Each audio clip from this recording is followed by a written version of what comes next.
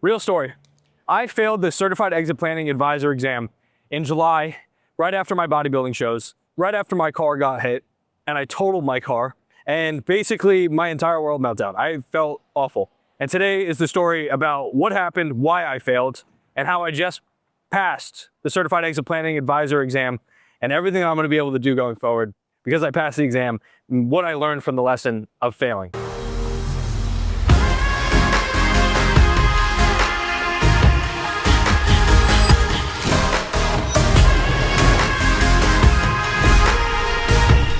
So here's the story.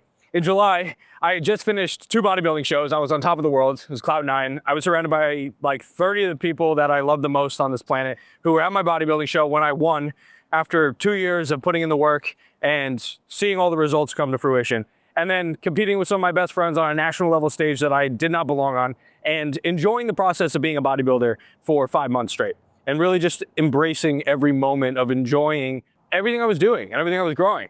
And starting Savage in a Suit right after 4th of July weekend, right after that second bodybuilding show, and seeing the explosion of excitement around what I had built and the people that were coming together. And that was so much fun, but also so much work. Like every single day was call after call after call, build, building coursework, talking to this team, talking to that team, calling that guy. Can you get on my call? I need a Savage Session guest every single month to bring new perspectives, to bring new thought leaders, to entertain the people that I was bringing into the circle. And that was overwhelming. And on top of that, I had signed up to take the Certified Exit Planning Advisor exam in July during the only week that they offer it, with a 5-day course load that was 4 hours per day, plus a 90-minute like total review with the faculty right at market close, 4 o'clock to 5:30. And then you have 6 days from thereafter, from 6 p.m. on Friday when the course ends to 11:59 on Thursday the following week to pass the exam. They have a book that's 250 plus pages that you need to read, and apparently you need to read it a couple times. I skimmed it the first time. I didn't make it to any of the faculty review meetings, and I tried my best to get through all 5 of the 4-hour modules and wasn't able to commit myself to it. And so all of July, I was basically trying to tackle all these things at once and deal with emotions post-show, and also deal with my car getting totaled, and deal with the insurance claim, and then ordering a new car, figuring out what car I was gonna get. And all of this stuff was super busy. I was stressed. How stressed was I? You were stressed. I was stressed. What I learned from it: not everything's gonna go your way. You might have a plan, you're gonna get punched in the mouth. Everybody's heard that. That's a Mike Tyson saying, not me. And I got punched in the mouth plenty of times that month. In July, I learned that I can't take on everything. I can't be everybody's everything, right? And I tried to be there for everybody, show up for my businesses, be the best person I could for every single one of our clients, show up with all the people that I'd been missing time with for 5 months while I was getting ready for my bodybuilding show and being selfish.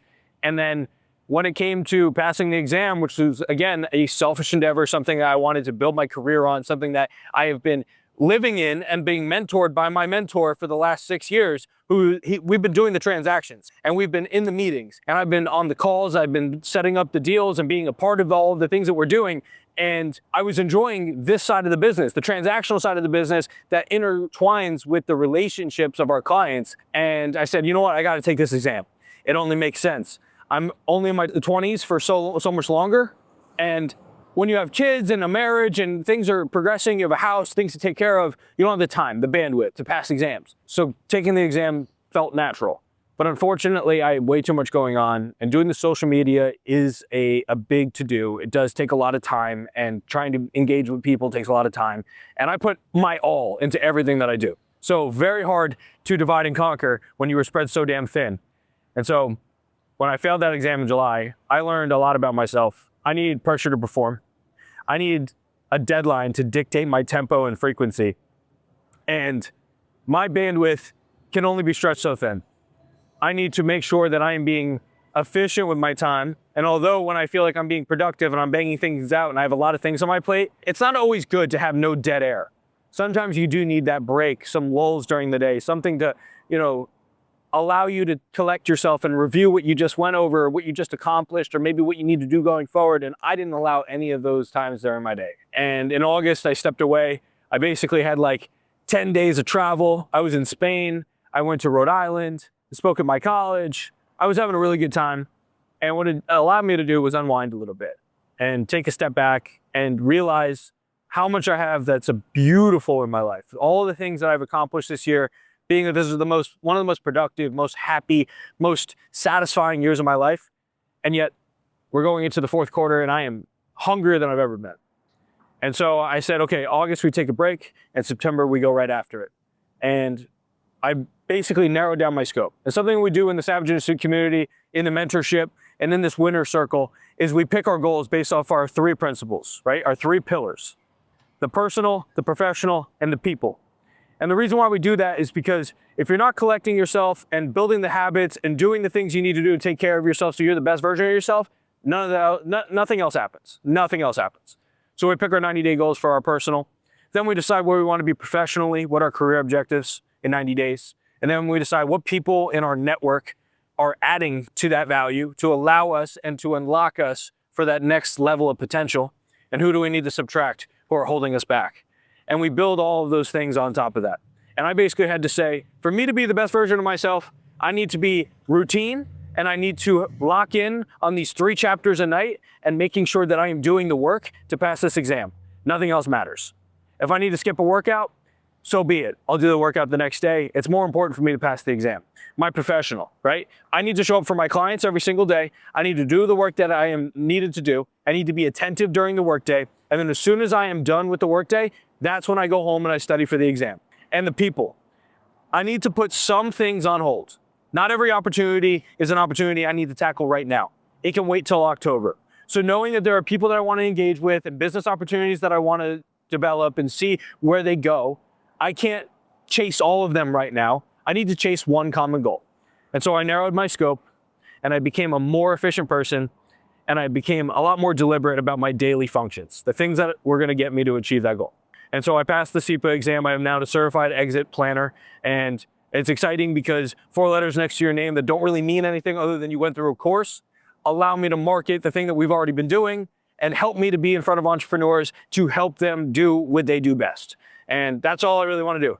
I want to make good friends, build good relationships, have a fun time, and help people build cool shit. Sound pretty simple to you, right? Sounds simple to me. So we passed the exam. If you guys have ever gone through a failure, or you've taken a certification, or you've taken some type of exam for the industry, you know how hard it is to prepare for an industry exam. It takes a lot of time, it takes a lot of effort, it takes deliberate action on a daily basis. But the number one thing I always tell people is set a deadline. Make the date real.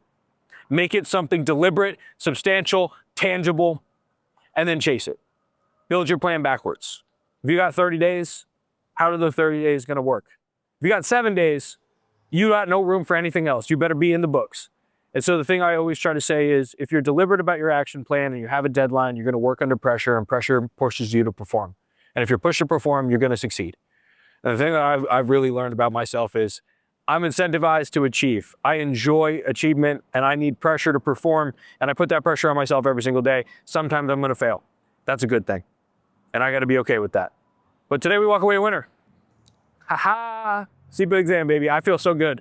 And I appreciate you guys for watching. I appreciate you guys who have been rocking with the Savage Industry community and all of the love and support in my winner circle. If you guys haven't joined the Savage Industry community or you want to know what it's all about, click the link down below and we'll see you inside.